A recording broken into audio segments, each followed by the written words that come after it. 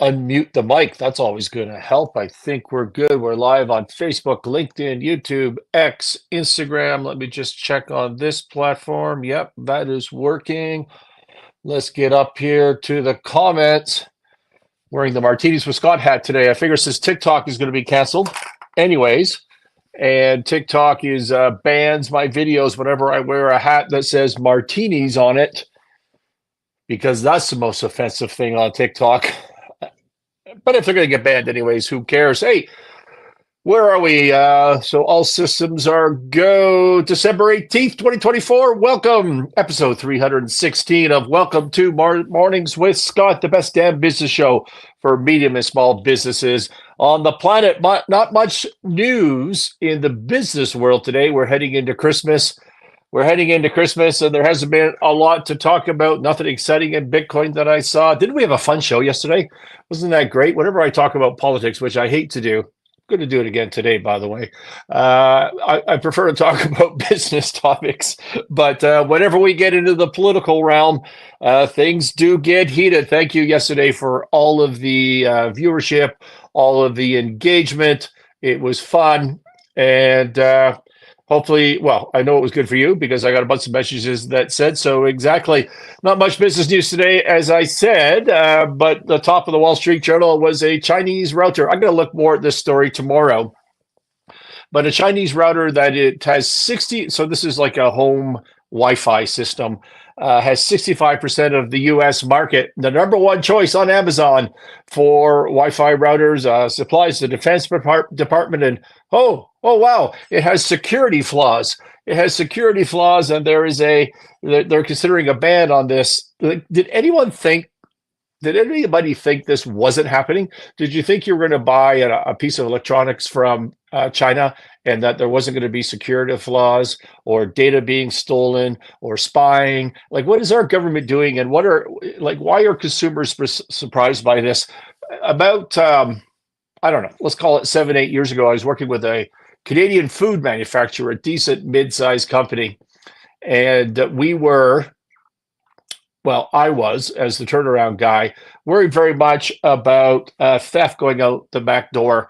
So they take large, there's a word for this, I can't remember, but large containers. There's a better word than containers of the raw materials that go into this food product, and it was being stolen by organized crime in that particular area. And I had evidence of this, and so we wanted to get some evidence. So we set up security systems, and in part of that security systems, by the way, we hired these guys, chrismathers.com, a fantastic security company, good friend of mine, friend of the show. Anyways, we set up a security system with him. He had his tech people in, and they're setting up a web of cameras and systems to monitor all this. And of course, the cameras we bought from wherever you buy cameras from, just like wherever you buy routers from, and they're Chinese manufactured. And as soon as we set up the system, flip the switch, and we go live, my tech team found that these like $100 cameras were immediately shipping packets of data back to China. They were whatever was in the field of view in this manufacturing plant was being shipped to the homeland. And that just happens with everything, absolutely everything. Now, I happen to have some crack hacker on staff who was able to stop that immediately and shut it all down. But you need to go through your life. We'll need to go through our life assuming there is no privacy anywhere at all. There's no privacy in your computers, in your routers, in your cameras, any electronics that are manufactured. There's privacy on social media. There's no privacy on your encrypted messaging apps. Nothing. There's no privacy. Live your life. Govern yourself accordingly, as they say. And also, by the way, it reminds me of electronics and trying to be circular in business and trying to protect your data. The way to succeed is not to protect everything with patents and IP and just being static and being defensive. The way to succeed in business is to be innovative and to focus on execution. You look at Elon Musk companies, I don't believe he ever files patents. I don't think that he does. And he also He also open sources much of his science, much of his technology. But how does he succeed if you're doing that? He succeeds because he's always already working 2 steps ahead on the new science, on the new innovation, on better ways to execute and build things. And so you can steal his ideas, you can steal his quote unquote IP, but it's not going to do you any good because he's already 2, 3 steps ahead. So how was your night last night? Mine was interesting. I'm going to tell you about this now. I just have to warn you. There's going to be a little bit of a longish story, but at the end there'll be lessons about leadership. There'll be lessons about persuasion, and so that's coming out of it. But I do got to take you on this little bit of a journey, if you don't mind, on this slow news day. So who amongst us is more disinterested in municipal politics than you, particularly municipal politics in my hometown? I mean, you shouldn't really care about that. Well, me, I'm even less disinterested. I've never been involved anywhere I've ever lived around the world in municipal politics, never stuck my nose into it. Maybe I should have, maybe I was better off not doing it, but it's me. And for context, let me just tell you this story. In my hometown of the city of Fernie, which is in British Columbia. We're just north of Montana. I know that more than half the audience is American. We're just north of, call it Whitefish, Montana, just to give you some context. And so in this city of, I don't know, we can't get any population stats, but 6,500, I'm going to guess 7,000 people, somewhere in that range. There is a small, and I mean tiny, independent school right in downtown of the small city. And it's an independent school, and people get confused about that in this community. They call it a private school, which it is not. But it's a bit of a nuance, to be honest. So an independent school, as I understand it, the difference is it follows a public curriculum, but it's more inclusive than a private school would be, more inclusive in its admissions. But there is a sort of an exclusivity type element or feel to it for sure. So there is this school. It was founded in this town. It's not in this city. It's not associated with anything else. And it appears to be owned by a society, the Fernie Academy Society. I don't know in law what a society is really, but I'm going to guess it's some sort of not-for-profit structure. I'll have to look that up at some point just for my own interest. I hate not knowing things, but some sort of not-for-profit structure. And having been around the school and its fundraisers, there's zero chance that this is a for-profit initiative. There's no way the school is generating any profit whatsoever. And it's really a fantastic, outrageously good service to the community and to the children that go there. It's run extremely well. And academically, we're in this small little city, really in the middle of nowhere, in British Columbia. And last time I checked, the school was ranked in the top 50 of all schools in the entire province, which is a very large province with a decent sized couple of cities, Vancouver, Victoria, to name a couple. And this school's ranked 50th in the top 50 academically in the entire province in this little city. It's really amazing, a tremendous opportunity for the children of the community. Very impressive. And, I would say that the public schools, I looked those in this area, I looked those up as well. They don't fare as well. They were much further down the academic list, which is not picking on them. I'm just saying that this independent school does a really fantastic job and they should be commended. So the school in this little community does not have a gymnasium for these kids. There's nowhere for the kids to go participate in a sport, take basketball, volleyball, whatever. And so what they used to have to do was they would leave the school in the snow, and because we're in a ski town, and the ice and whatever the conditions are outside, and they would trek 3-4 blocks to a community center, which was a decent sized community center, and they could set up whatever their gym activity was in that community center. And so that was cool. But then this year, unfortunately, the community center was just abruptly closed permanently, forever, gone. And this is after years of the municipal government not dealing with what I believe to be mold that had built up around the center, and then they just, like, the cost of cleaning it was impossible. They're just going to have to tear it down, and that was the end of it. And so, as I understand it, somebody came in, probably the province, inspected the building, and we got a real problem. It's not safe. They shut it down. So now the school is out of luck, and the rest of the community. By the way, I sit on a not-for-profit board in this community, and fundraising events were held at the community center, and now we're struggling for space. And I think that's the same with every community organization in this city is struggling and running around trying to find space. And there's make work solutions coming up, and I think that the city is doing the best that it can to try to help solve this problem for the community. Well, 11 years ago, part of this message is going to be about deals and momentum.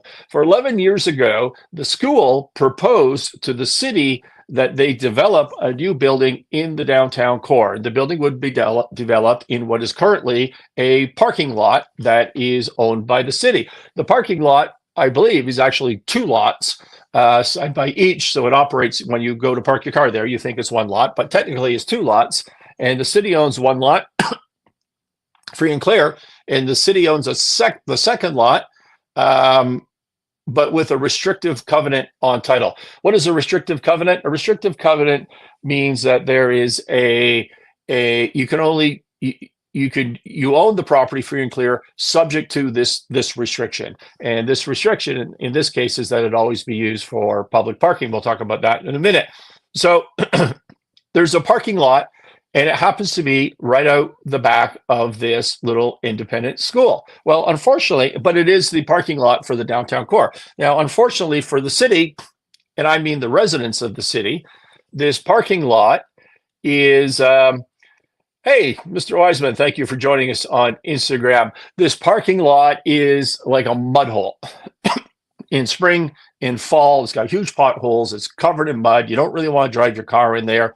It's a little bit dangerous. I always hear of problems with that. And in the winter, it's icy and it's not cleared. And it is, in fact, really it's a storage place. It's a storage place for snow. There's huge mounds of snow in the middle of the parking lot, which restricts the availability of parking spots. For me, I don't even go into that parking lot in the middle of winter when I'm heading downtown to do some shopping. In the middle of winter, spring or fall, it's not a good parking lot. There's fender benders in there.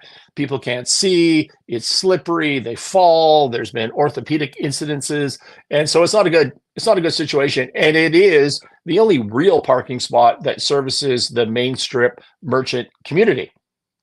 So it's important. It's an important lot to the community. So the school, 11 years.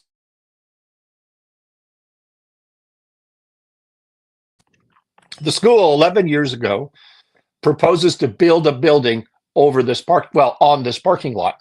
And the idea is that the first floor of the building would be parking for public parking. It would have the same number of stalls, maybe even more stalls for parking than the outdoor parking lot currently has, plus a bunch of other bells and whistles. It would have some bicycle parking. The sidewalks around the building would be heated so that they didn't have to be cleared. It would always be safe for pedestrians around that area.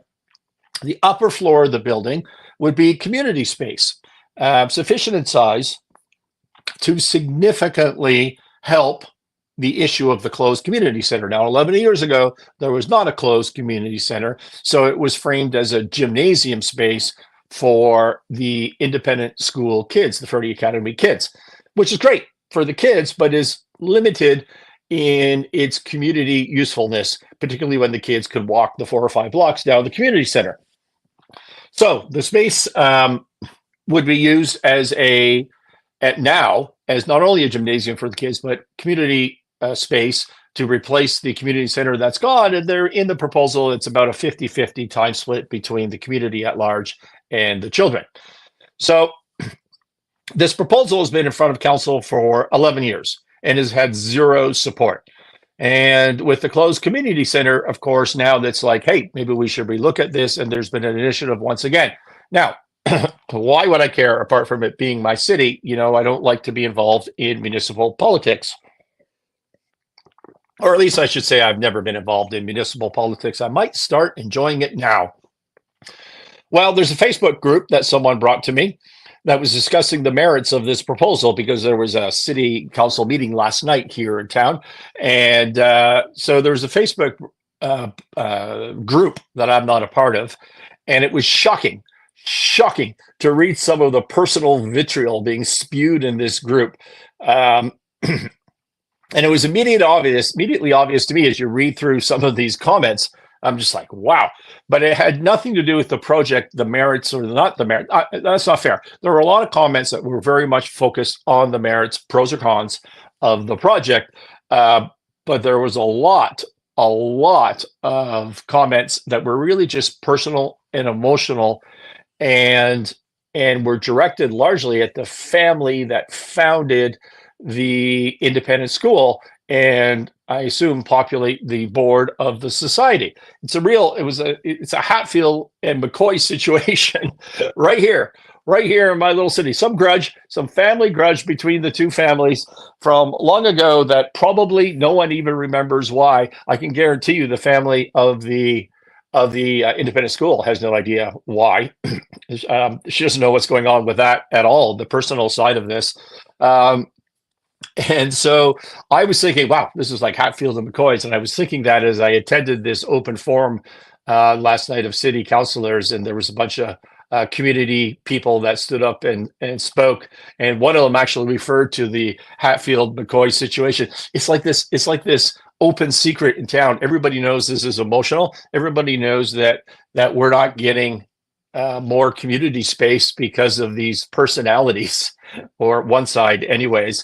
But no one wants to talk out. No one wants to speak up and deal with this. So that the family that owns the restrictive covenant. So the background on this is that they sold this lot to the city long ago, I think 30 years ago, for $1.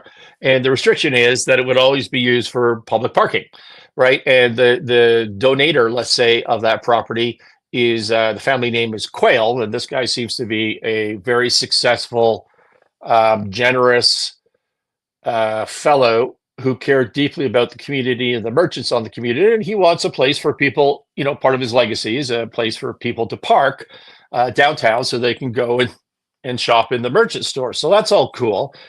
So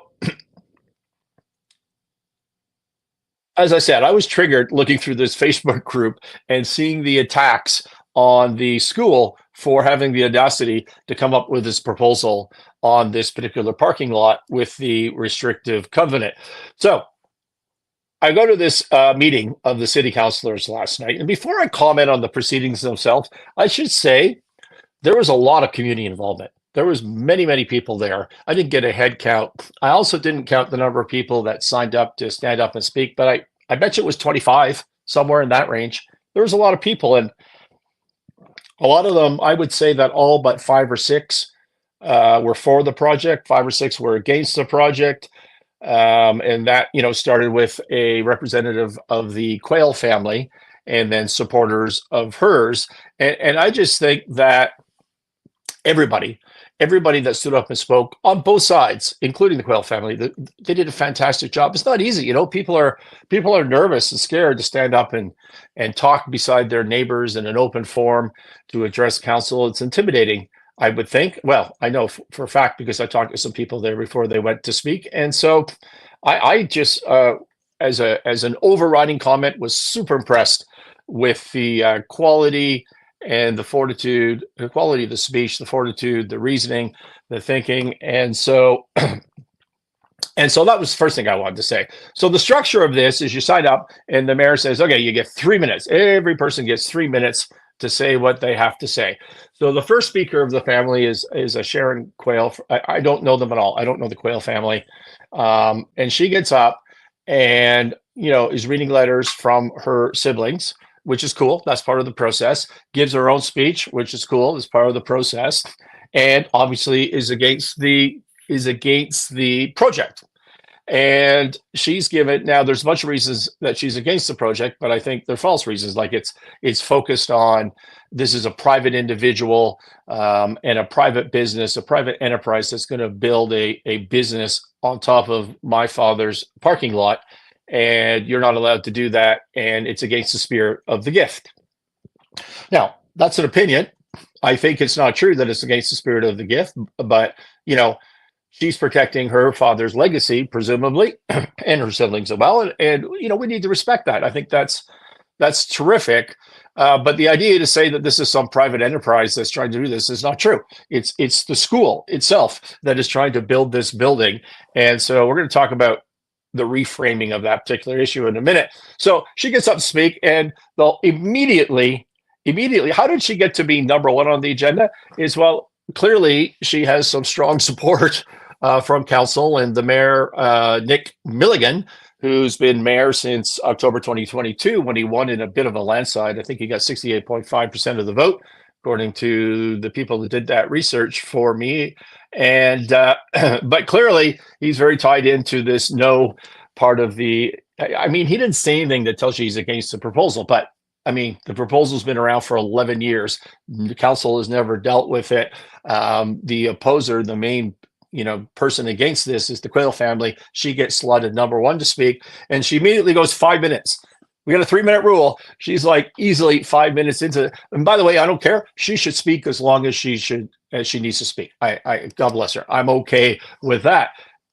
So then somebody else will speak, a short speak, and now I'm up for my 3-minute speech, which I wrote and I practiced a couple of just to feel the timing because it felt long. But I was I did it in practice in 2 minutes and 59 seconds, basically. So when you give a live speech, you got to assume that you're going to be sort of 20% faster, so to speak. So rough math. And so I should be able to do that in like 2 minutes and 45 seconds. Hey, I'm Deep. Thank you for joining us on Instagram. Anyways, I'm a minute and a half.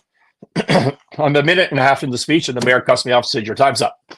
You're not." Now, of course, I'm putting an aggressive support, trying to reframe this particular project for the positive, and and I get cut off. Now, why was I cut off? Well, I'm going to talk about the strategy and the persuasion behind this, but you have to hit over the head. You have to change the elephant in the room. You have to change the emotion of logjam before you can start to reframe it. And the only way to change that emotion is to be honest and open and address it. There's a feud. There's a feud that's going on, and people are making personal attacks against the proposer. Let's just discuss that open and honestly, and then put it aside and move on and address the merits of the project. That was what I was saying. And then I was getting into, in an effort to put this onto the councillors, about their budget deficits, the fact that the city is growing and we have no community. Well, I was gone like the old dog show.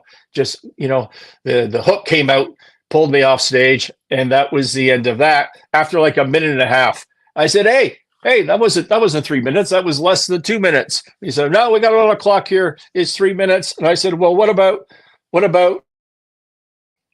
Miss Quayle, the first speaker? She was like 5 minutes. He says, oh, I think that was appropriate. So, so whatever. That just kind of made me laugh. But I got to share with you here parts of my space just to give you my view, because again, we're trying to draw some leadership and persuasion and deal making lessons from this. And I would like your input. Tell me what you think. So I get up, and you have to start by introducing yourself. I'm here to support this. And I said to council that you've heard tonight, you will hear tonight, many objections. Most of these, it seem to me, are not organic concerns, and rather they're not meeting the needs of the community. Instead, these concerns, these objections are personal. Well, how do I know? I don't have to guess. I just have to read the social media posts from the family. And I won't do it on live stream here. I mean, the forum was a public forum, but I don't want to be embarrassing in a broader distribution, if I can put it that way. But I quoted some of the quotes from this that were personal attacks on the leader of the independent school. And I pointed out that in 11 years of this proposal, not one member of the Quayle family has ever sat down with the proposing family and said, hey, how can we make this work for the better for the community? They've rejected all overtures in 11 years to sit down and discuss it. That's what's going on. The concerns are that there would be no public parking. Of course, there's going to be public parking. not only that, the whole first floor of the structure will be public parking. It will be maintained and it will be improved. There's a objection or concern raised that, well, if there is parking, it'll be paid parking. But in fact, no, the proposal is that the city itself controls the parking space, and they'll charge or not charge. They don't charge now. I expect they won't charge in the new and improved building. There's a complaint and objection that it is a gymnasium for one school. No, it's a community space that will also be shared with the Fernie children. There's an objection that you can't do it anyways, city, because there's a restrictive covenant that says it has to be used for public parking. Well, no, there's literally a legal opinion that says the opposite of that. This is a grudge. Simple as that. We all know it. The citizens of Fernie all know that this is a grudge. And the citizens of Fernie are the victims of this grudge. And we need to just move on. I said it's incumbent on you, councillors, to move past this emotion and focus on the substance. The population of this city is exploding. It continues to explode with new permitted construction of houses, yet we don't have the budget. We don't have the infrastructure. We don't have the support for this growing population. It was right around here, by the way, that I got cut off by the mayor, as you might imagine. I mean, probably fairly so. You abruptly closed the community center, which I said you should be applauded for. It wasn't your council. It wasn't your mayorship that caused that problem. That was decades of mismanagement before you showed up, and you had to close it. But the fact remains, we have a growing population and we have limited, decreasing community space. It's not a good situation. We don't have the budget to fix it. They're looking at 7.5% property tax hikes in 2025 in a community where many people are already struggling to pay their rent or to pay their mortgages to afford their housing. It's reported that they have the city has a $50 million in a small city capital deficit, a deficit in the capital budget. And that budget, which is not being funded, has no hope of ever being funded, does not include much in the way of additional community space. So I said, that's what's going on. Yet in front of you, they didn't hear any of this because he cut me off, didn't want to hear these facts. Yet in front of you is a proposal to solve this community problem without any impact on your budget whatsoever. This is being framed, councillors, as a decision, but it is not. There's only one action available to you. You must look past the emotion. We have to deal with that right on the head. You must acknowledge that the restrictive covenant is a legal red herring. It's a made-up issue. This property is still used for public parking, free public parking, if that's what you wish to do, better public parking than exists today. You must recognize that past councils have let down the community by not planning, not budgeting, and not dealing with this community space issue. And this council has the opportunity to fix that right here, right now, at little to no cost to the community. To serve the community, this is not a decision.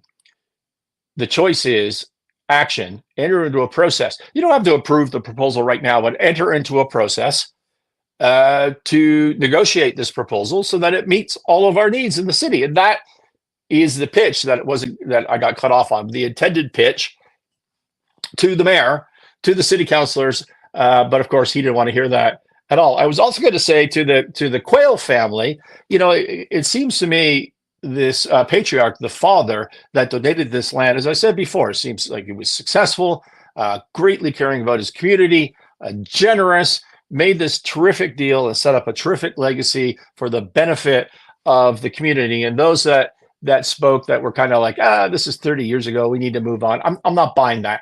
I'm not buying that. I think there was, I think you have to honor your deals. You have to honor your deals. But the question, I think, for the Quayle family is, what is the future of this? Like this lot is not usable for many people a lot of times during the year. 100 years from now, what is the plan? Are we still going to be parking in a mud hole in Fernie? Is that the idea? Really? Like, we can never improve this? This should not be a battle. This should be, let's all come together, work together for the residents of Fernie, and to maintain the legacy of the generous gift to begin with. And so that was the essence of my speech. I know it took a lot longer than 3 minutes to give that to you, and that's okay, because I was trying to explain things along the way. Trust me, I had it down in 3 minutes. How would you handle this if you're the deal maker from a persuasion perspective? Remember, persuasion means reframing. If you want to move the project forward, you will never, ever be able to do that. Proof, it's been 11 years, 11 years on this deal, and nothing has happened. And nothing, I think, is going to happen from last night's meeting, despite the overwhelming support of the project. Maybe I'm wrong. Maybe I'm wrong. Maybe this mayor will surprise me. Skeptical, super skeptical, skeptical about that. But from just a stepping back from this particular situation, from a pure persuasion perspective, you can't move forward. You can't reframe something to be successful if you don't first slay the emotion, the elephant in the room that is there from prior framings. It needs to be called out. That's the only way to do that. And it needs to be called out by someone who's willing to take that risk, who's willing to take the heat for challenging an existing frame. And that's never a comfortable position. But that's me. That's what I'm starting to do here. I'm calling out this frame. This is not about the families. It's not. It's not about a restrictive covenant. It's not about a legacy. Although that should be respected, and all of the families, all of the communities should be respected. Here's the reframe for you, Fernie community. This is about the councillors. This is about the councillors being responsive to the needs of the community, dealing with reality, dealing with their budget, and dealing with the need for community space. How?